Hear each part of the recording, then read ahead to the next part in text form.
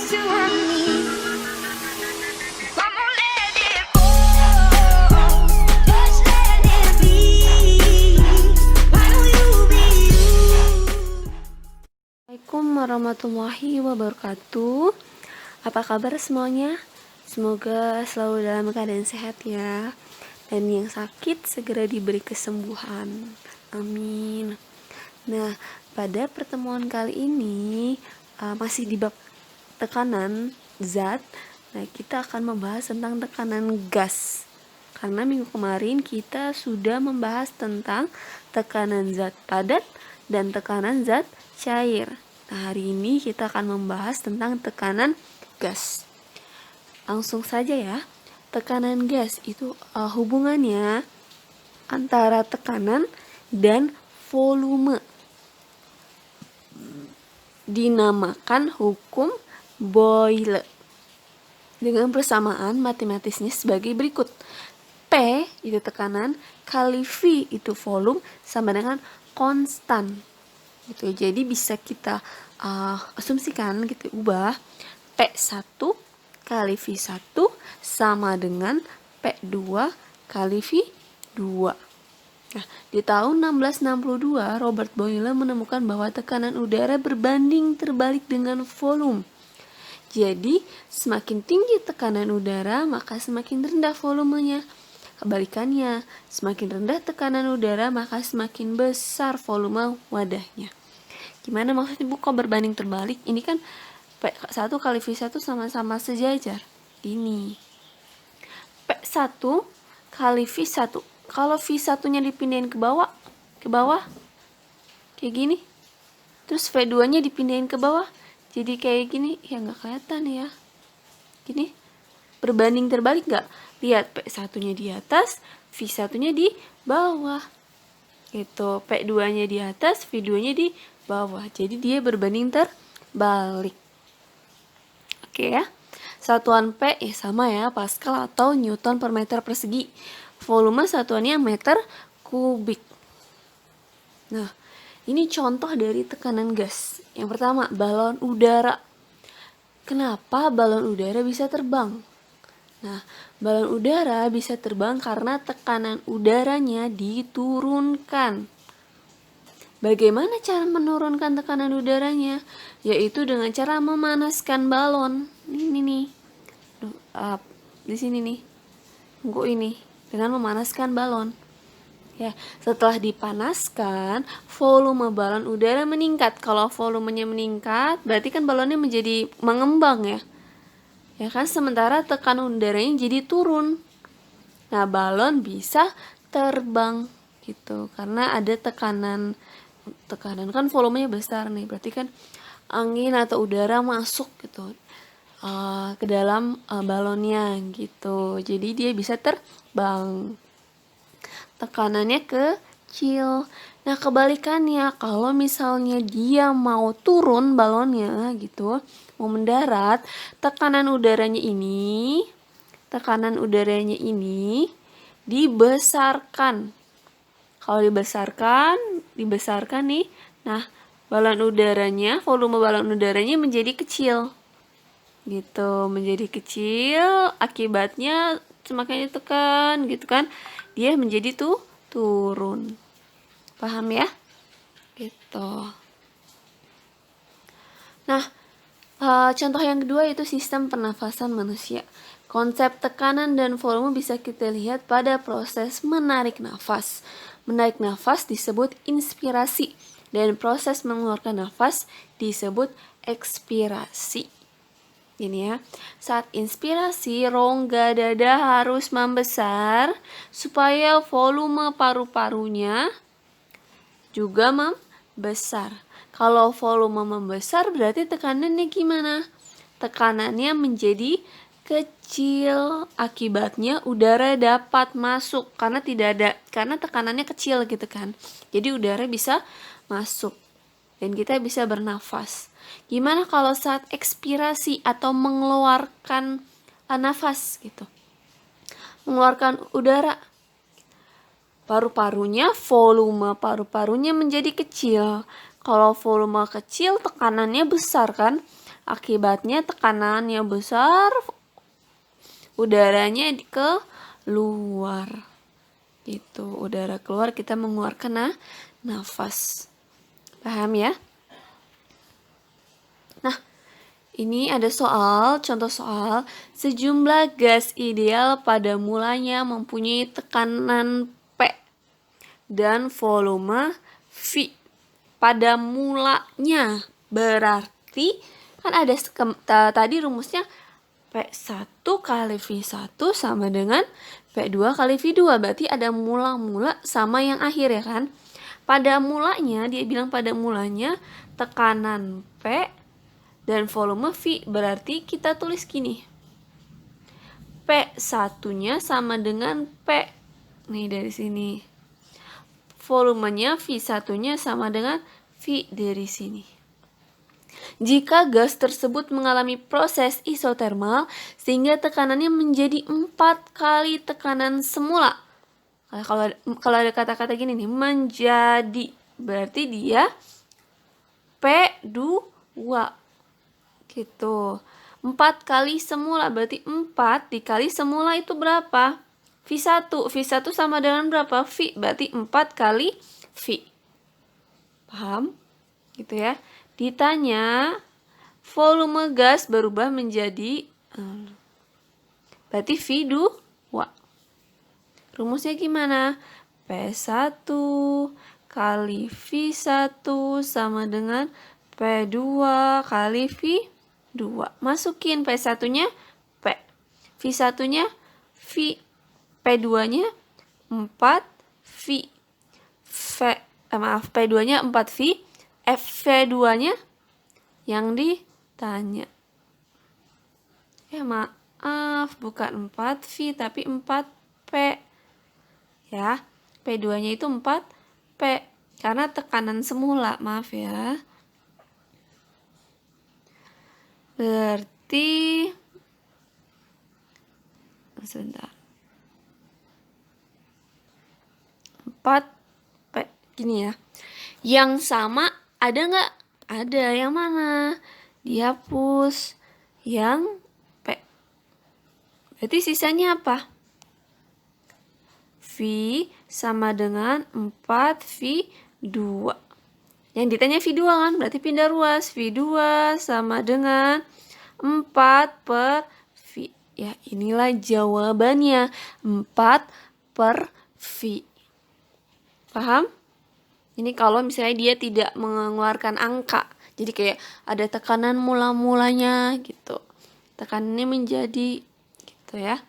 Nah, di sini, di dalam sebuah bejana tertutup terdapat gas yang mempunyai tekanan 2 atm. 2 atm itu 2 atmosfer. Jadi tekanan di gas ini itu satuannya bisa pakai atmosfer gitu. Bisa Pascal, bisa Newton per meter persegi, bisa atmosfer. Asal sama. Gitu, mula-mula sama akhirnya itu satuannya sama. Oke, kita tulis. Keluar pindah-pindah.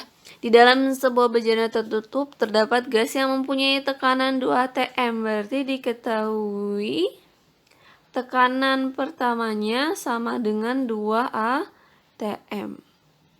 Volumenya 1 liter. V1 sama dengan 1 liter. Jika tekanan gas menjadi 4 atm, nah berarti P2-nya sama dengan 4 atm. Maka volume gasnya menjadi berapa? Nah, lihat di sini ini udah atm, nggak masalah, nggak usah diubah. Gitu ya. Tapi di sini dia minta, kalau misalnya dia mintanya Pascal, nah tinggal diubah. 1 atm sama dengan 10 pangkat 5 Pascal. Atau 100.000 Pascal. Caranya gimana nih caranya? Jawab ya. P1 kali V1 sama dengan P2 kali V2. P1-nya berapa? 2 atm. Kali V1-nya berapa? 1 liter. Berarti volumenya juga harus liter. Sama dengan P2-nya 4 atm. TM dikali V2. 2 kali 1, 2. Sama dengan 4 kali V2. Berarti V2 sama dengan berapa? 2 per 4. V2 sama dengan 2 per 4 berapa? 1 per 2. Berarti 0,5. Nggak cukup liter. Gitu. Paham nggak? Gitu ya, kalian bisa coret-coret di buku ya. Oke? Ibu lanjut. Nah, ini alat-alat untuk mengukur tekanan udara. Barometer. Barometer yaitu alat yang digunakan untuk mengukur tekanan udara dan menetapkan bahwa tekanan udara 1 atmosfer sama dengan 76 cmHg sama dengan 100.000 Pascal. Nah, banyak lagi nih satuannya. Jadi tekanan udara ada dari ATM, ada di cmHg, ada di PA atau Pascal. Setiap kenaikan 100 meter dari permukaan air laut, tekanan udara berkurang 1 cmHg. Ya, kita lihat ini untuk mengukur tinggi ya. Tekanan pada suatu ketinggian. Tekanan pada suatu ketinggian. Misal tekanan pada puncak berapa sih? Pada Bogor berapa sih? Gitu, itu bisa dihitung. pH. pH artinya tekanan pada ketinggian. Sama dengan P0. P0 itu tekanan udara permukaan air laut. Ya, H itu adalah tinggi suatu tempat. Tekanan udara permukaan air laut itu yang mana? Ini. Oke, karena satuannya sini cmHg. Ya, ini tekanan udara di air laut sama dengan 76 cmHg. Oke, terus kalau mencari ketinggian suatu tempat pakai tekanan, caranya gimana? Berarti tinggal H sama dengan P0 dikurang pH, dikurang dulu, baru dikali 100 meter. Ya, karena ketinggian menggunakan meter. Sebentar, kayaknya ada contoh soal. Nah, ini contoh soalnya. Wilayah Jakarta Utara memiliki ketinggian 10 meter. Berarti H-nya sama dengan 10 meter. Ya kan? Di bawah. Nah, kalau ada kata-kata di bawah, berarti minus. Ya, kalau misalnya memiliki ketinggian 10 meter di bawah permukaan air laut, berarti minus 10. Kalau misalnya ketinggian 10 meter di atas permukaan air laut, berarti positif. Ingat ya. Nah, kita masukin di sini berapakah tekanan udara di tempat tersebut? Berarti pH yang dicari ya. Salah buletin. pH yang dicarikan. Nah, berarti P0 dikurang H per 100. Yang ini dulu nih yang dioperasikan. H per 100-nya dulu. P0-nya 76, ya kan? Tekanan udara itu 76 dikurang minus 10 dibagi 100. Minus 10 dibagi 100 itu berapa? Minus kali minus positif nih, positif. 10 dibagi 100, 0,1. Berarti tekanan di wilayah Jakarta Utara dengan ketinggian 10 meter di bawah permukaan air laut adalah 76,1 cmHg. Paham? Kan 76 ditambah 0,1. Nah, yang kedua, jika di suatu gunung tekanan udaranya adalah 45 cmHg, tekanan udaranya 45 berarti pH-nya, ya kan? Karena pH di puncak gunung 45 cmHg. Berapa ketinggian gunung tersebut dari permukaan air laut? Tekanan udara 76 dikurang 45 dari sini. Dikali 100 berarti 76 dikurang 45 31. 31 kali 100 3100 di atas permukaan air laut. Paham? Kata ya, asal kalian tahu rumusnya. Nah, di sini alat-alat untuk mengukur tekanan udara pada ruangan tertutup. Catat, pada ruangan tertutup. Ya, yang pertama ada manometer raksa. Manometer raksa itu ada 2. Manometer raksa terbuka sama manometer raksa tertutup. Gimana sih raksa terbuka sama tertutup? Lihat di sini. Manometer raksa ini berbentuk huruf U. Yang kedua ujungnya terbuka. Salah satu ujung tabung selalu dihubungkan dengan udara luar supaya tekanannya sama dengan tekanan atmosfer. Sementara ujung yang lain dihubungkan dengan ruangan yang akan diukur tekanannya. Ini ruangan yang akan diukur tekanannya. Ini yang terbuka. Ya. Rumusnya gini. P gas sama dengan P0 plus minus H. P0 karena di sini dia terbuka kan. Terbuka berarti ada tekanan udara luar. Berarti 76. Plus minus itu tergantung permukaan raksanya gitu. Kalau misalnya permukaan raksa dalam kaki yang terbuka lebih tinggi daripada permukaan kaki lainnya, itu nilainya positif, berarti ditambah. Kalau permukaan raksa dalam kaki terbuka lebih rendah daripada permukaan kaki lainnya, berarti itu negatif atau dikurang gitu ya. Nih contohnya, tadi dia bilang ini kan terbuka nih. Permukaan raksa yang diterbuka ini berarti yang terbuka itu lebih tinggi daripada kaki lainnya. Kalau lebih tinggi, ini lebih tinggi kan di sini. Yang di sini lebih tinggi daripada yang ini. Berarti kalau lebih tinggi itu ditambah gitu. Ini ditambah. Udah, P0-nya kan 76 ya kan? Ditambah H. Kan di sini jika tekanan udara luar ada 76 dan H-nya sama dengan 3 cm. Tentukan tekanan gas di dalam tabung. Berarti 76 tambah 3 ditambah 3 79 cm Hg. Udah tinggal ditambahin. Nah, di sini lihat. Ini lebih tinggi ini daripada ini, ya kan? Berarti dia dikurang. Berarti kalau misalnya ketinggiannya 3 cm, berarti 76 dikurang 3 73 cm Hg. Paham? Nih, manometer raksa tertutup. Prinsip kerja pada manometer raksa tertutup sama dengan manometer raksa terbuka. Tapi salah satu ujung dari tabungnya ditutup. Jadi ini sama-sama ditutup. Ini ditutup nih. Oke. Kalau ditutup ada tekanan udara luar? Gak ada. Berarti 76-nya gak ada. Berarti tekanan gas di dalam tabung ini sama dengan ketinggiannya. Oke. Kalau ketinggiannya 76 cm Hg berarti tekanannya juga sama. Kalau ketinggian 76 cm Hg. Maaf, kalau ketinggiannya misalnya 3 meter gitu ya misalnya, berarti tekanannya 3 cm Hg gitu ya. Manometer logam digunakan untuk mengukur tekanan udara yang sangat tinggi. Catat. Manometer logam mengukur tekanan udara yang tinggi. Misalnya seperti uap pada pembangkit listrik tenaga uap, PLTU. Selain itu alat ini juga digunakan untuk memeriksa tekanan udara dalam ban oleh penambal ban.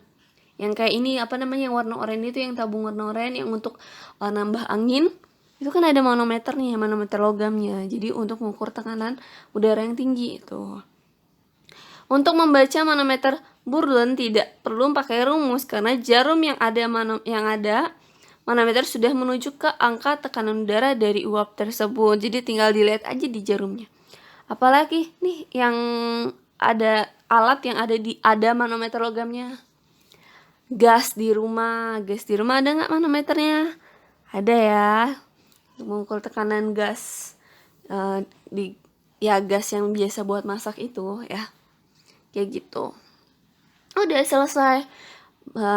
selesai penjelasan tekanan gas gitu. Berarti selesai juga bab tekanan. Setelah ini kalian harus mengerjakan evaluasi gitu ya. Entah itu untuk nilai ulangan atau itu untuk nilai tugas.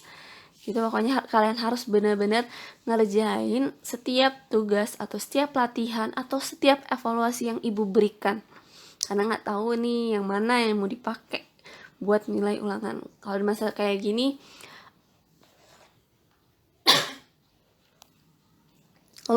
kayak gini, bisa aja ulangannya ditiadakan, tapi tetap pasti ada penilaian, gitu ya. Oke, tetap semangat. Maafkan jika ada salah-salah kata dari ibu atau kurang jelas. Kalian bisa bertanya via WhatsApp atau Google Classroom. Ibu sangat terbuka dengan itu kalian bertanya.